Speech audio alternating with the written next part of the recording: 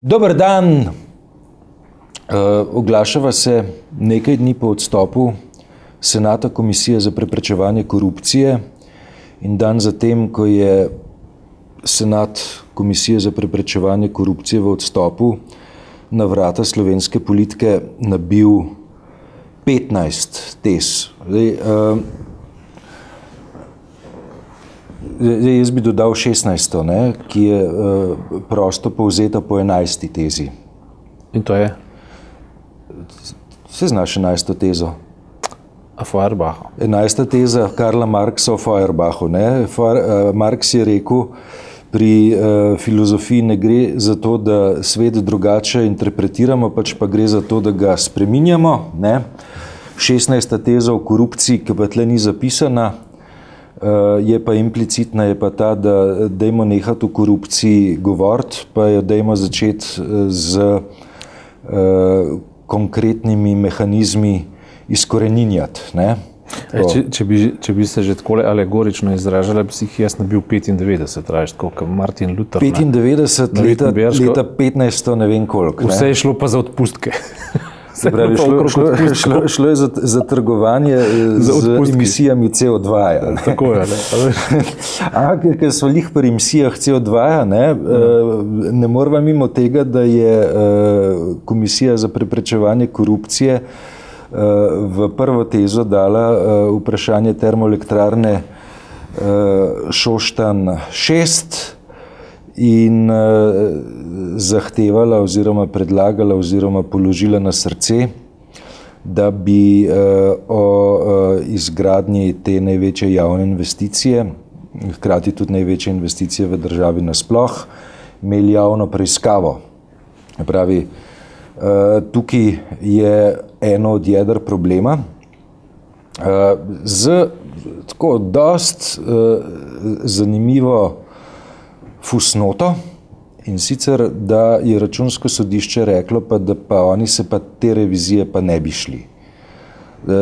Zaradi tega, pa ne ta, ne? Ja, če si gledal pol odgovor dr. Šoltesa, predhodnika zdajšnjega šefa revizijske komisije, je pravzaprav potrdil to, da oni po zakonu tega ne morejo, zato ker pač vnukinje ustanoviteljice, kar te 6 kao je, nimajo, jih to Računsko sodišče ne more pač zajeti v svojo obravnavo. Mislim, več kot imaš vnukov in pravnukov, manj si zavezan k transparentnosti, če tudi obstaja 100% genetska preslikava. To je pa zdaj tisto področje. Mi, da so prejšnji teden začela z zdravstvom. In sva navrgla nekaj test, oziroma sva se pač pogovarjala in nisva imela nekih pravih namenov ali pa pravih podatkov in tako naprej.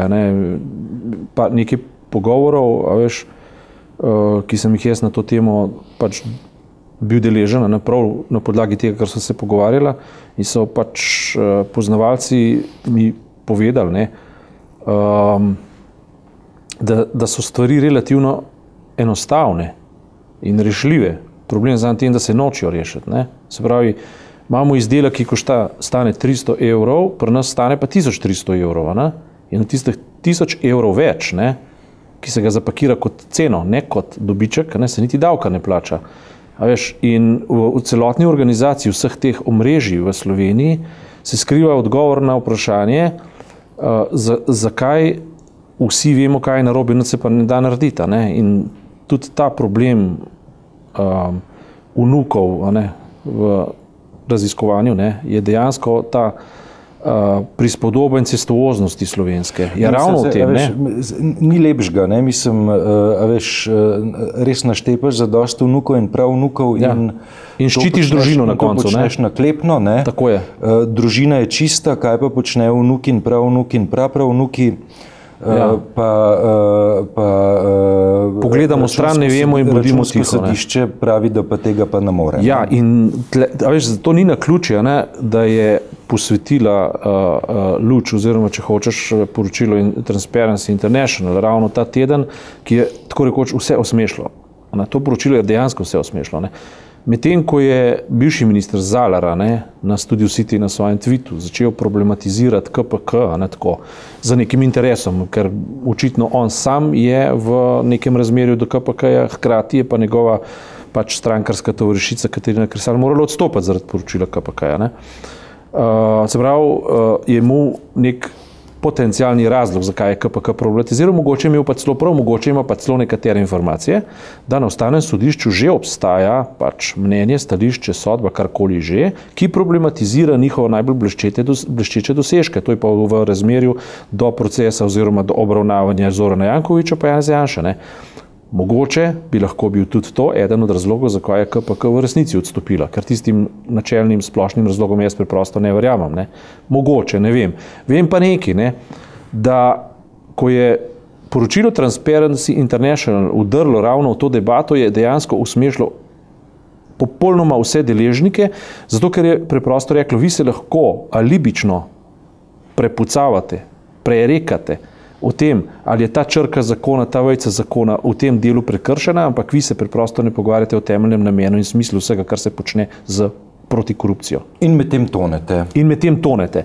In Ustavno sodišče, če bi slučajno res, recimo, se spustilo na nivo razpravljača ali pa nekega sodišča v čist normalnem postopku, ne pa bi se postavila na čelno raven, bi se res usmešilo. Potem bi ena, spet pogojno rečem, leva organizacija Transparency International, ki ni leva, ampak je še kako relevantna, ampak v oči države pa je tako, kakor češ nepomembna, bi v bistvu nataknila roge najvišjim institucijam, da ne govorim seveda o parlamentu, v katerem je pa izvor vsega problema.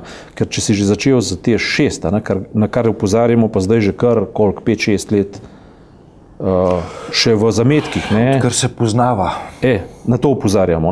Smo to tudi pisali, in tle noter so strašni lobiji in kot so ugotovila, tam noter so se politične poli so se zabrisali, politične barve so zbledele. Ker so se ljudje podali roke in gre za en projekt, ki smo ga v izhodišču takrat postavili, to je pa projekt, ki je naslednik cestnega križa. Kaj danes počne Ivan Zidar, smo lahko v današnjem delu fino prebrali. Pogovarja se z sodiščem, ali bo tja prišel, ali tja ne more priti. Odpušča advokate, zato ker postaje paranoičen, da mu skušajo škodo delati. Postal je nepomembna figura, bil je vse. In tako isto se bo zgodilo na koncu s TEŠ6, ker na koncu bo zmagala perspektiva poštenosti, se pravi protikorupcijske mentalitete, vedno na koncu zmaga. Vprašanje samo žrtvu in časa. To ti po Heglu sklepaš, da poštenost vedno zmaga? Po železnem zakonu zgodovine, po Heglu. Po Heglu in pa seveda rečemo temu, da sem pač... Jaz sem pa tle do Hegla skeptičen. Jaz imam še rezervni scenarij, sem še kristjan. In ta optimizem mi nalaga moja vera. V adventnem času mi ta optimizem nalaga moja vera. Zaradi katere sem zelo veliko krat nastradal. Jaz bom konvertiral svoje mnenje, ne bom povedal, ali sem optimist. A ti si pesimist, ko te bom vprašal? Mislim, jaz ne furam safar, ampak če v kaj ne verjamem, pa ne verjamem v železne zakone. Verjamem v zakon erozije in korozije. To je to je železni zakon, a ni? Železni zakon... Erozija in korozija je železni zakon in še kako železni zakon železnega zakona je, da se tudi ta spremeni v rjo in ne velja več. Ampak se zapletla. Greva nazaj k 95 tezam. No, jaz ti zdajle suvereno povem, da tisto, kar se na današnji dan, bodi si v zdravstvu, bodi si v TEŠ6, bodi si v vseh alienacijah slovenske demokracije, vidi kot nepremakljivo, 20 let imava staža za sabo, pa veva, kaj sva dala skozi. Tisto, kar se danes zdi nepremakljivo, temu se bomo jutri smejali. Je pa res, da lahko utrpimo neko škodo. Je res tudi, veš, da leta 88, začetek leta 89 je bila železna zakonitost, da bo berlinski zid večen, pa je šel takole. To ti govorim. O tem govorim. Govorim pa predvsem, pa to niti ni tako pomembno. Hegel, gor, zgodovina, linearna, sinhrono, diahrono, nema veze. Veze ima preprosto to, da treba v danem trenutku vedeti, kaj je prav, pa kaj je narobe. Zelo elementarne stvari gre. In to, da je morala priti spet neko poročilo Transparency International, zato da je v Sloveniji zazvenelo, kaj je prav, pa kaj je narobe, se meni zdi res, kako ne rečem, pod nivojem, ne, države, ki je ustavna, ki ima dobro ustavo celo, ne.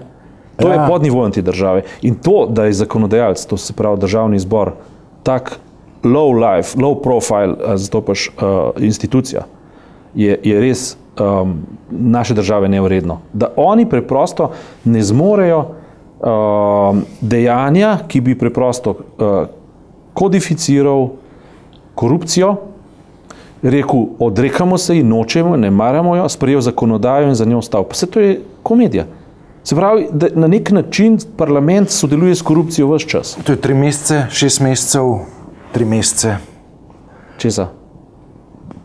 Zakonodajnega postopka vendar. To je čez noč lahko, če hočejo. Ne? Ja. A veš, kako konec koncev samo prepišejo prakse in teorije, ki jih počnejo že drugje po svetu. Recimo, vse imamo skandinavske države, imamo Nemčijo, imamo urejene demokracije, kjer se dejansko, veš, ko se dejansko tist na intimni ravni odpovejo korupciji, ne samo verbalno, ampak intimno rečejo, mi s tem nočemo imeti nič, mi hočemo držiti. Od tukaj naprej je pa pač konkurenca odprta med nami, ne, med strankami. Ne. Ampak v temelju mi ne maramo, nočemo imeti korupcije. Ne.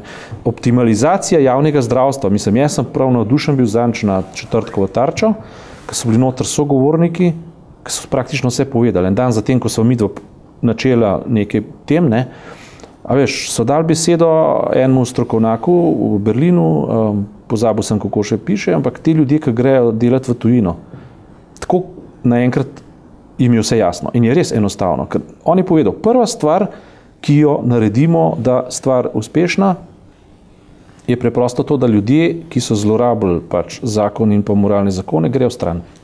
Tle se vse začne. Potem se pa o številkah začnemo spraševati. Ne? A veš, tisti, ki mešajo nivoje javno-zasebno, ki mešajo nivoje javno naročanje, veš, sistem javnega naročanja je nastal zato, da bi stroške pocenili, se pa stroški povečali države. Sketla logika. In tisti ljudje, ki so imeli s tem, pač imajo prste zraven, morajo preprosto iti.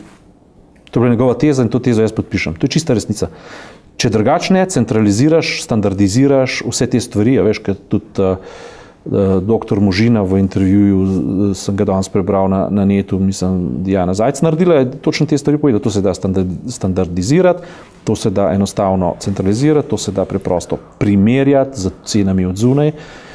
To se vse da, ne? Očitno je, da se noče. Se sprašujem, kakšno državo pa imamo, če imamo vrhunske intelektualce svetovnega razreda, ki ne premorejo tega etičnega minimuma, da bi optimalizirali nekaj, kar je preprost, vsak obrtnik zna, ki ima lastno proizvodno. Zna, če hoče, ne? Torej, ta gniloba vpije v nebo in kliče po zakonodaji, državni zbor tega noče narediti. In to je premalo, da ugotovimo, da to tako je.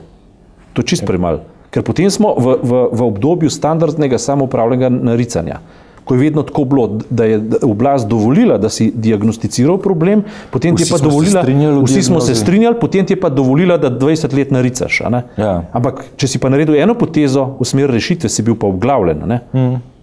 A veš, in to se pravi, to naricanje zdaj je samo sestavni del starih ritualov, a veš, ki jih enostavno nočemo pozabiti. To je tisto, kar najprej evropska, oziroma opazovalci iz Evropske unije najprej niso razumeli.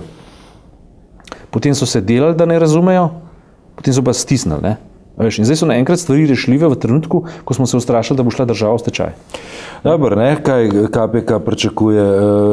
Javno preiskavo o Tešu, javno preiskavo o bančne luknje, ja. Zdravstvo, ja. Pa cel kup teh področnih zakonov. Etičnih kodeksov. Kar mene moti osebno, ne? Je ja. To, da ni znala diagnosticirati medijskega omrežja, a ne, v preteklih letih, ja. Ki je bil bistveno povezan z raznimi političnimi interesi, ki je bil povezan s korupcijsko diskvalifikacijo in da je v bistvu ta način samoumevnosti, kako je politika producirala medijske afere, samo po sebi korupcija par excellence. Jaz mislim, da jim to zelo manjka, da je to zelo umanjkalo. Ne. Mi smo včeraj v notranji, ne, smo malo debatirali, ne, veš, ko je KPK od sebe dala 15 tez, ne. Ja. Da je tako, ne, da če bi oni vstopili v politično igro kot ko ne rečem, spretni politiki, ne, ja. Bi oni najprej objavili 15 tez, kaj treba narediti in zagrozili, če v 60 dneh se ne bo nič premaknili, mi gremo. Ne? Oni so naredili drugače, so rekli, mi gremo. Ja, zdaj pa naricajo. Ja. In to mene moti, ne? To mene moti. Jaz njihovega odstopa ne odobravam, dokler ne bom vedel pravega razloga. Če je pravi razlog v tem, kar je minister Zalar najavil, Betovnova, potem so naredili za mene osebno pravilno potezo, če je pravi razlog. Seveda je svet vprašanje, odkot odtekajo informacije, ko ne bi smele. Ne? Ampak to je edini razlog, ki mu jaz pritrjujem. Ne? Vse ostalo se mi pa zdi nezdravo osebno. Ne? Pričemer seveda nočem problematizirati njihovih uspehov do zdaj, ne? Sploh ne. Naredili so pa napake, to je pa fakt, ne, da so jih in da med celo nekateri, veš, na primeru Mišali, ko smo tam povedali, tam so se spustili zelo delače, zelo neupravičeno. Ne? Ob celotnem zdravstvu, ki je tako gnilo, so en primer uspešnega reševanja problema z argumenti podprtega, edinega do zdaj problematizirali, hvala Bogu, da so zdaj prinesli. Mišali te ful tako. Ja, zato, ker sem ga naštudiral, ker me takrat me je ganil in sem ga naštudiral in sem videl, kako je bil v bistvu krivičen. Medtem ko to, kar so pa zdaj pokazali, ne, z sistemsko korupcijo, to je pa prava smer. Ne. To pa je prava smer, ne, ker tam se skrivajo res in tudi ta stanovske zamere, te, kako ne rečem, te, veš, med zdravniki, to je grozna stvar, ne, veš, ko si spodrijo. Zdaj tukaj smo potem zdaj že pri medijski in Jutr, mingrede, ne, klinični center razpravlja o direktorjih, strokovnih direktorjih in tako naprej, ne, tako da bo na tem polju še spektakularno, ne. Zna biti, ja. Lej, če sem rekel na začetku, no, če sem že za jezik potegnil, ne, če je en konkreten predmet, 300 evrov stane, pri nas pa 1300. Zdaj pa vzema Mišaljevo operacijo, ki so rekli, da je bila predraga, stala pa 3000 evrov. Veš, koliko stane ta ista operacija v Ameriki? 30. $15,000. Ja. Je normalna fi. Ja. Toliko za primerjave. Ne? Veš, da vemo, o čem se pogovarjamo, pusto zdaj to. Ne? Zdi se mi, da je zdravstvo zelo reprezentativen primer mentalitete, kakršno še imamo, pa jo je treba preseči. Zelo reprezentativen. Po eni strani strašno eliten, po drugi strani poln znanja, po tretji strani pa koruptiven, neučinkovit in popolnoma potreben reforme. Ne? V stilu vse je treba spremeniti, da se ne bi nič spremenili, ker mi javno zdravstvo rabimo.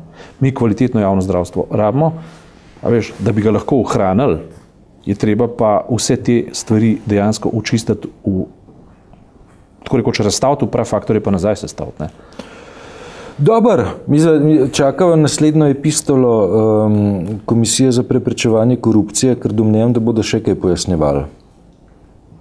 Ja, zdaj se jim čas izteka, oni so odstopili, ne? Zakaj bi, to zdaj postaja neresno, ne? Nekaj časa bojo še v pisarni, ne? Tako da bodo še kaj povedali. V redu. Ja. In bo potem to skomentirala in razložila in razčlenila in še kaj dodala. Hvala lepa.